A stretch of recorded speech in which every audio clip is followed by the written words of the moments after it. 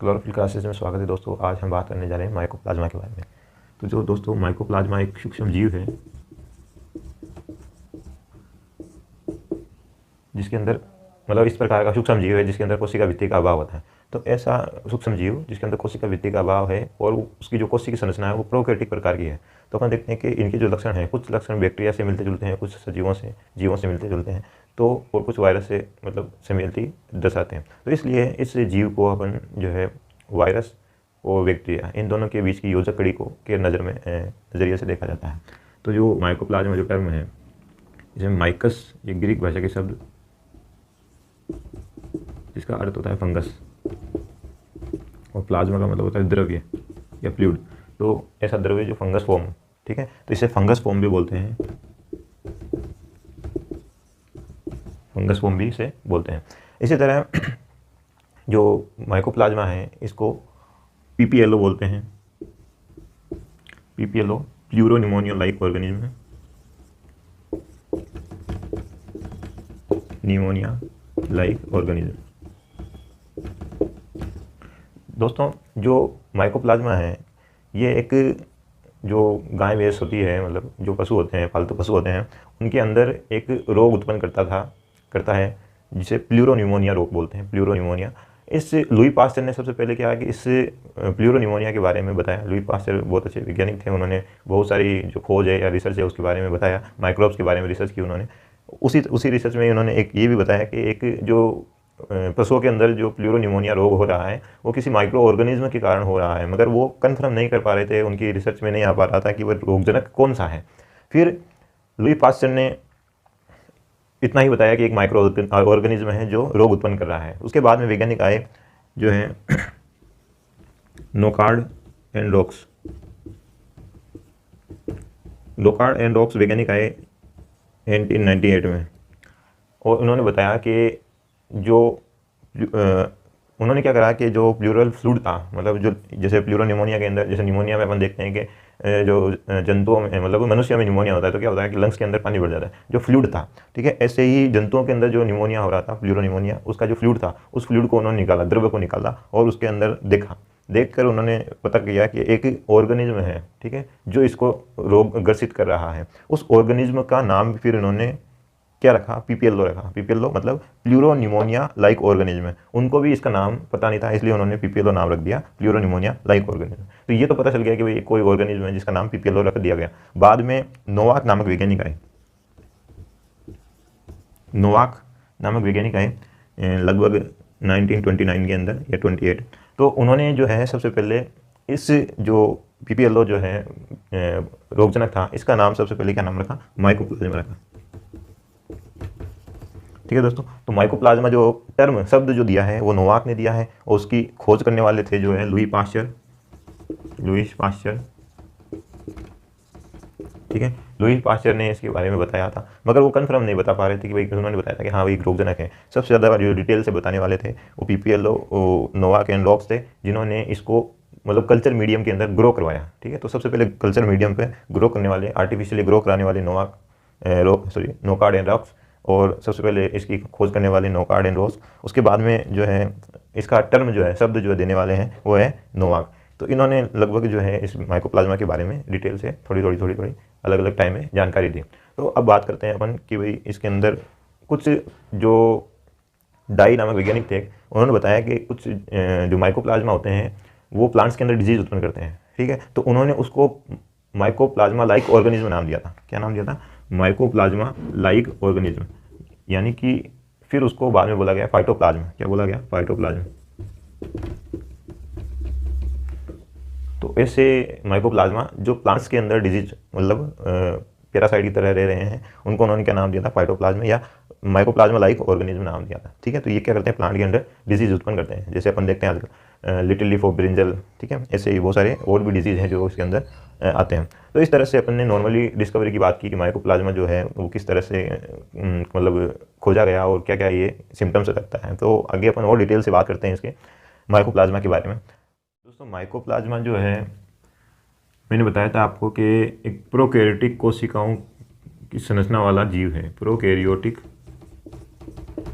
ठीक है, कोशिका जो संरचना है वो कैसी होगी, प्रोकैरियोटिक प्रकार की होगी। प्रो का मतलब होता है प्रीमेटिव, और कैरियोटिक का मतलब होता है कैरियोन। कैरियोन यानी कि न्यूक्लियस। न्यूक्लियस जो है वो कैसा होगा, इसका प्रीमेटिव टाइप का होगा, यानी कि पुराना टाइप का होगा। तो प्रीमेटिव टाइप की जो केंद्रक होगा जिस कोशिका में ये केंद्रक पाया जाएगा उसको प्रोकैरियोटिक कोशिका बोलेंगे। ठीक है, तो प्रोकैरियोटिक कोशिका होगी। तो प्रोकैरियोटिक कोशिका के अंदर अपन देखते हैं कि जो न्यूक्लियस होता है तो उसके अंदर क्या होता है, न्यूक्लियस मेम्ब्रेन नहीं होती है। तो न्यूक्लियस मेम्ब्रेन नहीं होती है, और जो डबल मेम्ब्रेन जो कोशिकांग होते हैं वो नहीं होते हैं। तो इस तरह से ये जो लक्षण हैं ये किससे दर्शाते हैं, किससे मिलते जुलते हैं, ये बैक्टीरिया से मिलते जुलते हैं। तो इस तरह से अपन देखते हैं कि जो है इसके कुछ लक्षण जो है बैक्टीरिया से मिलते जुलते हैं। तो अपन बात करते हैं आगे। तो अपन देखते हैं कि जो है एक तो प्रोकैरियोटिक कोशिका है। अब प्रोकैरियोटिक कोशिका के अंदर जो सबसे पहले बाहरी जो संरचना होती है उस संरचना के अंदर अपन देखते हैं कि बैक्टीरिया के अंदर सेल वॉल प्रेजेंट होती है। बैक्टीरिया में क्या पाई जाती है, सेल वॉल पाई जाती है। मगर माइकोप्लाज्मा के अंदर अभी तक रिसर्च की गई है, उनमें जानकारी मिली है कि माइकोप्लाज्मा में सेल वॉल जो है वो क्या होती है, एब्सेंट होती है। वो क्या होती है, एब्सेंट होती है। तो सेल वॉल एब्सेंट होने की वजह से, अब देखो सेल वॉल क्या होती है, थोड़ी हार्डी होती है, यानी कि सीमेंटेड होती है। तो उसकी वजह से जो सेल्स होते हैं उनका स्ट्रक्चर फिक्स रहता है। मगर इसमें सेल वॉल एब्सेंट है। सेल वॉल एब्सेंट होने की वजह से अब देखो डायरेक्ट क्या पाई जाएगी, सेल मेम्ब्रेन क्या पाई जाएगी, सेल मेम्ब्रेन पाई जाएगी, या प्लाज्मा मेम्ब्रेन इसके अंदर प्रेजेंट होगी। तो सेल मेम्ब्रेन या प्लाज्मा मेम्ब्रेन प्रेजेंट होने की वजह से अब इसका जो अपन देखते हैं कि जो सेल मेम्ब्रेन होती है लिपोप्रोटीन की या लिपिड की बनी होती है। ठीक है, तो इस वजह से जो सेल मेम्ब्रेन है वो क्या होती है, लिपिड की होने की वजह से फ्लेक्सिबल होती है। अपन ने पढ़ा है फ्लेक्सिबल, तरल मोज़ेक मॉडल पढ़ा है उसके अंदर। तो तरल मोज़ेक मॉडल में अपन देखते हैं कि ये जो सेल मेम्ब्रेन है ये क्या है, मतलब फ्लेक्सिबल है ऐसे। तो फ्लेक्सिबल होने की वजह से इसकी जो सेल है, इस सेल स्ट्रक्चर भी क्या होगा, फ्लेक्सिबल रहेगा। फ्लेक्सिबल रहेगा तो इसका मतलब क्या है, ये अपना जो इसका जो आकार है, स्ट्रक्चर है, ये फिक्स नहीं रहेगा। फिक्स नहीं रहेगा तो इसलिए ये अपने आकार को बदलता रहता है। ठीक है, ये कभी इस तरह से आपको दिखाई देगा या कभी आपको इस तरह से दिखाई देगा। तो अलग अलग आकार में आपको ये दिखाई देगा। तो इस तरह से इसके आकार बदलते रहते हैं, इसलिए इसे पादप जगत का बहुरूपिया कहते हैं। प्लांट किंगडम का क्या बोलते हैं, इसको बहुरूपिया बोलते हैं। मतलब आकार बहुत सारे रहते हैं इसलिए इसको बहुरूपिया बोलते हैं। ठीक है, तो ये तो हो गई बात सेल वॉल एब्सेंट होने की वजह से इसको बहुरूपिया बोलते हैं, इसका ये एक रीज़न है। तो आगे बात करते हैं सेल मेम्ब्रेन की। तो अपन देखते हैं कि जो सेल मेम्ब्रेन है लगभग सभी जीवों में समान पाई जाती है, किसी के अंदर भी कोई चेंज नहीं होता है। लगभग सभी जीव, जितने भी जीव हैं पृथ्वी पर, जो कोशिकीय जीव हैं, उन सब के अंदर सेल मेम्ब्रेन जो है सेम ही होती है। थोड़ा सा भी फर्क नहीं, लगभग होता होगा, माइनर फ़र्क है, इसका कोई ज़्यादा फर्क नहीं होता है, लगभग सेम होती है। उसके बाद अपन बात करते हैं कि जो सेल मेम्ब्रेन है इसमें 3 परतें होती हैं। सेल मेम्ब्रेन में क्या होती है, 3 परतें होती हैं। तो 3 लेयर की ये सेल मेम्ब्रेन उसकी होती है। उसके बाद में आता है इसके अंदर का जीवद्रव्य। इनका जो जीवद्रव्य होता है वो कणिकीय होता है, कणिकीय जीवद्रव्य होता है। और कणिकीय जीवद्रव्य के अंदर क्या पाए जाते हैं, कणिकीय, ठीक है, पार्टिकुलेट होता है। और इसके अंदर जो है जीवद्रव्य के अंदर जो अपन देखते हैं कि भाई जीवद्रव्य जो है इसके अंदर ही अपन ने पढ़ा है कि प्रोकैरियोटिक प्रकार की है। तो प्रोकैरियोटिक प्रकार की है तो इसके अंदर कौन सा क्या चीज़ पाई जाएगी, न्यूक्लियोइड पाया जाएगा। न्यूक्लियोइड यानी कि न्यूक्लियस लाइक स्ट्रक्चर। तो न्यूक्लियस, और यहाँ पे अपन ने क्या ऐड किया है, ओइड। जो ओइड का मतलब मीनिंग क्या है, लाइक, जैसा। ठीक है, जैसा। तो न्यूक्लियस के समान स्ट्रक्चर होता है। अब इसको न्यूक्लियस के समान क्यों बोला, क्योंकि अपन देखते हैं कि जो न्यूक्लियस होता है, न्यूक्लियस के अंदर मेम्ब्रेन होती है और मेम्ब्रेन के अंदर डीएनए आरएनए प्रेजेंट होते हैं। मतलब आनुवांशिक जेनेटिक मटेरियल जो है न्यूक्लियस के अंदर होता है। तो इसी तरह अब अपन देखते हैं कि न्यूक्लियस तो होता है, मगर न्यूक्लियस की तरह यहाँ पे मेम्ब्रेन नहीं है, मेम्ब्रेन नहीं है। तो मेम्ब्रेन नहीं होने की वजह से इसको न्यूक्लियस नहीं बोला। ठीक है, दूसरी बात क्या है, यहाँ पे आनुवांशिक पदार्थ है, डीएनए है, तो इसलिए इसको न्यूक्लियस नहीं है मगर न्यूक्लियस के जैसा दिख रहा है। ठीक है, न्यूक्लियस की समानता दर्शा रहा है, तो इसलिए इसको नाम दे दिया न्यूक्लियोइड। इसको बोलते हैं केंद्रकाभ। ठीक है, तो न्यूक्लियस के समान सिम्टम्स जो है दिखाएगा, तो इसलिए इसको बोलेंगे न्यूक्लियोइड। तो ये जितनी भी प्रोकैरियोटिक कोशिकाएं होती है, लगभग प्रोकैरियोटिक कोशिकाएं जितनी भी होती है, जैसे अपने बात करते हैं कि माइकोप्लाज्मा आ जाएगा, बैक्टीरिया आ जाएगा और ब्लू ग्रीन एल्गी, लगभग इन सभी जो प्रोकैरियोटिक सेल्स होती है इनके अंदर जो है न्यूक्लियोइड प्रेजेंट होता है। तो इस तरह से ये एक स्पेशल सिम्टम्स हो गया। देखो cell wall absent, nucleoid present. अब न्यूक्लियोइड प्रेजेंट है, इसका मतलब जो सेकेंडरी दोहरी झिल्ली कोशिकांग जो होते हैं, जो यूकेरियोटिक कोशिकाओं में पाए जाते हैं, वो नहीं होंगे। तो इसके बाद में अब देखो इसके अंदर जो राइबोसोम होते हैं, जैसे बैक्टीरिया के अंदर जो राइबोसोम होते हैं, वैसे ही इसके अंदर भी 70 प्रकार के राइबोसोम प्रेजेंट होते हैं। क्या होते हैं? 70 प्रकार के राइबोसोम प्रेजेंट होते हैं। तो 70 प्रकार के राइबोसोम पाए जाते हैं जैसे बैक्टीरिया के अंदर पाए जाते हैं। तो इसलिए बैक्टीरिया से समानता दर्शा रहा है, मगर यहाँ पे समानता नहीं दर्शा रहा। सेल वॉल एब्सेंट है तो इसमें सेल वॉल प्रेजेंट है, तो ये इस तरह से इससे समानता नहीं दर्शा रहा। तो इस तरह से बहुत सारी समानताएं हैं, असमानताएं हैं। इस वजह से माइकोप्लाज्मा को एक अलग समूह में बनाया गया। ठीक है, उसके बाद में अपन देखते हैं कि इसके अंदर जो डीएनए होता है, डीएनए होगा और आरएनए दोनों होंगे। तो देखो डीएनए है इसके अंदर, डीएनए जो है 4% होगा, आरएनए जो है 8% होता है। ठीक है, डीएनए और आरएनए दोनों इसके अंदर आनुवंशिक पदार्थ होते हैं, 4% और 8%। तो जैसे अपन देखते हैं कि वायरस जो होता है, वायरस के अंदर क्या कहते हैं, या तो डीएनए होगा या आरएनए होगा, तो दोनों में से एक होता है, मगर इसके अंदर दोनों प्रेजेंट होते हैं। तो इस तरह से ये जो है यहाँ पे भी बैक्टीरिया से समानता दर्शा रहा है।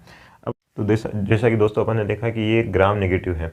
तो ग्राम नेगेटिव क्यों है? क्योंकि इसके अंदर कोशिका भित्ति एब्सेंट होती है। तो कोशिका भित्ति एब्सेंट होती है तो कोशिका भित्ति के ऊपर जो इफेक्ट करने वाले जो एंटीबायोटिक्स है, जैसे पेनिसिलिन, तो पेनिसिलिन जो होती है इसका इसके ऊपर कोई इफेक्ट नहीं होता है। तो ये इफेक्ट नहीं होता तो ये मरती भी नहीं है। मगर कुछ जो उपापचय क्रियाएं, मेटाबॉलिक जो रिएक्शन होती है, उनको इफेक्ट करने वाली एंटीबायोटिक्स होती है, ठीक है, टेट्रासाइक्लिन, तो वो जो है टेट्रासाइक्लिन का जो है इसके ऊपर इफेक्ट होता है। ठीक है, तो टेट्रासाइक्लिन के प्रति ये क्या होती है? संवेदनशील होती है। और भी अन्य एंटीबायोटिक्स है जो उपापचय क्रियाएं, जो एंटीबायोटिक्स उपापचय क्रियाओं को प्रभावित करती है, वही एंटीबायोटिक्स जो होती है वो इसको माइकोप्लाज्मा को नष्ट कर सकती है, ख़त्म कर सकती है। मगर जो टेट्रासाइक्लिन है या इसके अलावा जो कोशिका भित्ति को नष्ट करने वाली एंटीबायोटिक्स होती है, अपन देखते हैं कि जो एंटीबायोटिक होती है वो अलग अलग प्रकार की होती है, वो अलग अलग जगह पे अलग अलग तरीके से कार्य करती है। मगर इसके अंदर जो एंटीबायोटिक्स है वो कोशिका भित्ति एब्सेंट होने की वजह से इसके ऊपर कार्य नहीं करती, जो कोशिका भित्ति को प्रभावित करती है। मगर जो उपापचय क्रियाओं को प्रभावित करने वाली जो एंटीबायोटिक्स होती है वो इसको प्रभावित करती है। तो इस तरह से ये उनसे नष्ट हो जाते हैं। बाकी बैक्टीरियाओं से या बैक्टीरियाओं को प्रभावित करने वाली जो एंटीबायोटिक्स है उनसे ये नष्ट नहीं होते हैं। तो इनको जब 90 डिग्री सेल्सियस या 50 डिग्री सेल्सियस से अधिक तापमान पर 6 घंटे तक रखते हैं तो ये निष्क्रिय अवस्था में चले जाते हैं या नष्ट हो जाते हैं। जब अपन इसको देखते हैं कि इसकी जो कॉलोनी ग्रो करती है, जो कॉलोनी होती है इसकी वो ग्रो करती है, इसको अपन कल्चर मीडियम के अंदर ग्रो करवाते हैं। ठीक है, आर्टिफिशियली कल्चर मीडियम के अंदर इसको ग्रो करवाते हैं। तो उसके लिए अपन को चाहिए स्टेरोल। ठीक है, स्टेरोल एक तरह से मतलब फैट का एक रूपांतरण है, एक फैट का प्रकार है, यूँ समझ सकते हैं। लिपिड का एक प्रकार है स्टेरोल, जैसे अपने कोलेस्ट्रॉल होता है वैसे स्टेरोल्स है। तो स्टेरोल्स मतलब फैट के लिए ग्रो करने के लिए आसानी, मतलब सुविधाएँ रहती है इसके लिए। तो जो कॉलोनी होती है वो अपन को किस तरह की दिखाई देती है? जो फ्राइड एग होता है, ठीक है,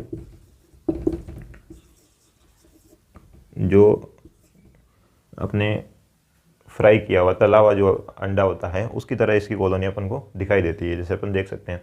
तो इस तरह से ये जो है मतलब विशेष प्रकार की संरचनाएं रखता है और विशेष प्रकार के गुणधर्म दर्शाता है। इसलिए माइकोप्लाज्मा समूह को अपन ने एक अलग समूह के अंदर रखा गया है। अब अपन देखते हैं कि जो माइकोप्लाज्मा है ये इनके अंदर जो कायिक जनन है वो किस तरह का होता है, मतलब इनके रिप्रोडक्शन जो होता है वो लैंगिक प्रकार का नहीं होता है, इसमें कायिक जनन अधिक पाया जाता है। तो जो कायिक जनन होता है उसमें क्या होता है कि जैसे मान लो एक पूरी कॉलोनी है, पूरी कोशिका है मान लो, ठीक है, एक पूरी कोशिका है। ये पूरी कोशिका जो है ये क्या करती है कि अपने ही अंदर इस तरह से विभाजन कर देती है कि भाई इसका जो जीवद्रव्य है, इसका जो जीवद्रव्य मान लो ये जीवद्रव्य है, तो ये मान लो इसका आनुवंशिक पदार्थ है। ठीक है, तो इस जीवद्रव्य के अंदर आनुवंशिक पदार्थ और जीवद्रव्य को ये बहुत सारे टुकड़ों में तोड़कर क्या करती है, ये ऐसे छोटी छोटी मतलब एक तरह से ये समूह बना लेती है। किसके समूह बना लेती है? ये इस तरह से मतलब यूँ समझ लेते हैं कि भाई डॉटर माइकोप्लाज्मा बना लेती है। बहुत सारी डॉटर माइकोप्लाज्मा जो है इसके अंदर बन जाते हैं, कॉलोनी मतलब बहुत सारी डॉटर माइकोप्लाज्मा एक कोशिका के अंदर ही बन जाती है। तो इन कोशिकाओं के अंदर जब ये मतलब जब इनको बाहर निकलना होता है, जब इनका परिपक्व स्टेज आने की संभावना होती है, तो ये क्या करती है, ये भित्ति टूट जाती है यहाँ से और ये जो है अपने मतलब इन्वायरमेंट में चली जाती है। ठीक है, तो इस तरह से ये क्या होता है कि ये अपना आकार बड़ा करेगी और एक माइकोप्लाज्मा संरचना बना लेगी। तो इस तरह से बहुत सारी माइकोप्लाज्मा बन जाती है। देखो माइकोप्लाज्मा जो होते हैं वो अधिकतर मतलब अचल प्रकार के होते हैं, नॉन मोटाइल होते हैं। तो ये जो इनकी मोबिलिटी है, मोबिलिटी कैसे होती है, दूसरे जो जीव जंतु होते हैं जैसे ग्रास होपर है, वाइट फ्लाई है, इनके द्वारा ये जो है मूवमेंट करते हैं। तो अपन देखते हैं कि जो माइकोप्लाज्मा है, माइकोप्लाज्मा जो है अधिकतर जो है प्लांट्स के अंदर, एनिमल्स के अंदर क्या करते हैं, मतलब पैरासाइट होते हैं। कुछ मर्तोपजीवी या सेप्रोफाइट माइकोप्लाज्मा भी है जो क्या करते हैं, मिट्टी के अंदर जो पत्ते गले हुए, सड़े हुए या कार्बनिक पदार्थ होता है वहाँ पे ये रहते हैं और वहाँ पे न्यूट्रिशन लेते हैं। तो ये सेप्रोफाइट हो गए। मगर कुछ पैरासाइट भी होते हैं। तो प्लांट के अंदर भी होते हैं, एनिमल्स के अंदर भी पैरासाइट होते हैं। तो अलग अलग डिजीज़ भी ये उत्पन्न करते हैं। जैसे अपन देखते हैं कि जो लंग्स या श्वसन से संबंधित है, मतलब रेस्पिरेटरी सिस्टम से संबंधित रोग उत्पन्न करते हैं मनुष्य के अंदर, जैसे अपन ने प्लूरोनिमोनिया देखा। तो ऐसे बहुत सारे रोग जो है पशुओं के अंदर भी उत्पन्न करते हैं, मतलब पैरासाइट हैं, और ऐसे जंतु प्लांट्स के अंदर भी करते हैं। तो प्लांट के अंदर अपन देखते हैं कि जो ये अधिकतर जो है कहाँ मिलेंगे। तो अपन देखते हैं कि जो अधिकतर जो पोर्शन होता है इसका फ्लोएम के अंदर होता है। फ्लोएम वाले पोर्शन के अंदर ये अपन को देखने को मिलेंगे। क्यों मिलेंगे, इसका एक रीज़न है। फ्लोएम के अंदर भी कौन सी होती है, स्यू ट्यूब, स्यू सेल या स्यू ट्यूब, और जो फ्लोएम पेरेन्काइमा, ठीक है दोस्तों। तो फ्लोएम पेरेन्काइमा इनके अंदर ये प्रेजेंट होता है। तो इसका एक क्या रीज़न है कि जाइलम के अंदर प्रेजेंट नहीं है, फ्लोएम के अंदर प्रेजेंट है। एक तो क्या होता है कि अपन देखते हैं फ्लोएम के अंदर ऑस्मोटिक प्रेशर जो होता है वो अच्छा बना रहता है, तो वहाँ पे इसको, और पीएच जो है थोड़ी मतलब नॉर्मल पीएच रहती है, मतलब अम्लीय भी नहीं, सांवरीय भी नहीं रहती है। और अपन क्या देखते हैं कि जो फ्लोएम होता है वो एक फूड, मतलब एक तरह से स्टोरेज तो नहीं कह सकते, मगर ये फूड का एक मतलब सोर्स है। यूँ कह सकते हैं कि भाई जो फूड है वो फ्लो जो होता है वो किस में होता है, फ्लो में होता है, फ्लोएम में होता है। मतलब सुक्रोज का जो फ्लो होता है वो किस में होता है, फ्लोएम में होता है। तो फ्लोएम में फूड का क्या कहना है, फ्लो हो रहा है, तो ये इसको आसानी से क्या मिल जाएगा, न्यूट्रिशन मिल जाएगा। तो ये पैरासाइट है तो इसको आराम से न्यूट्रिशन मिलता रहेगा, जबकि जाइलम में या जो अदर पार्ट्स होते हैं उसमें ऐसा नहीं मिल पाएगा, वो या उसको थोड़ा मतलब संघर्ष करना पड़ेगा। तो इसलिए यहाँ पे जो है आसानी से फूड अवेलेबल है। तो ये फ्लोएम वाले पोर्शन में अधिकतर मिलता है, ठीक है। तो ऐसे ही बहुत सारे रोग जो है प्लांट के अंदर भी ये उत्पन्न करता है और एनिमल्स के अंदर भी उत्पन्न करता है। तो ये इसके मतलब हार्मफुल इफ़ेक्ट हैं। और जैसे मैंने बताया आपको कि भाई ये नॉन मोटाइल है, तो जो वाइट फ्लाई होती है या ग्रास होपर होते हैं या अन्य जैसे दूसरे, जैसे अपन मनुष्य है या दूसरे जीव जंतु हैं, तो उनके अंदर कॉन्टेक्ट से ये फैलते हैं डायरेक्टली। इनके अंदर खुद के अंदर जो है लोकोमोशन का कुछ ऐसे कैरेक्टर नहीं होता है।